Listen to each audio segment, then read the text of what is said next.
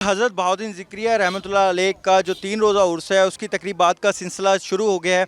इस दफ़ा तकरीबात का तो सिलसिला शुरू हुआ है, लेकिन इंतज़ामात अगर औक़ाफ़ की जानिब से और जो यहाँ पर इंतज़ामिया है उनकी जानिब से बात की जाए तो नाक़िस तरीन इंतज़ामात दिखाई दे रहे हैं।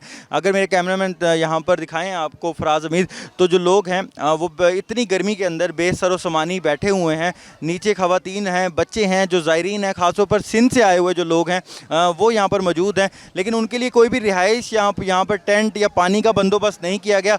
लोग अपनी मदद आपके तहत यहाँ पर बैठे हुए हैं और उनका यही कहना है कि जनाब हर दफ़ा स्कूलों में उनके लिए जो है वो बनाई जाती थी रिहाइश गाहें, लेकिन इस दफ़ा जो है वो कुछ भी नहीं बनाया गया और वो अपनी मदद आपके तहत यहाँ पर रहने पर मजबूर हैं। कुछ यहाँ पर ज़ायरीन आए हुए हैं सिंध से, उनसे बात करेंगे। अच्छा भजन, बताएँ कि यहाँ पर हर दफ़ा आपको रिहाइश दी जाती है, आप लोग गर्मी में बैठे हुए हैं, कोई टेंट, कोई इंतज़ामिया का बंदा कुछ नहीं दिया आपको?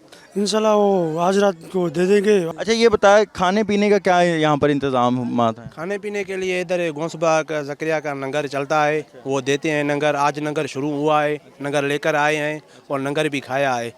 जो हमारी यही अपील है, जो इधर रोटी दे रहे हैं होटल वाले 20 रुपये एक रोटी दे रहे हैं, 100 रुपये की बोतल रहे हैं। जो सिंध में 40 रुपये बोतल मिल रही है, 40 की चाय 80 रुपये चाय दे रहे हैं।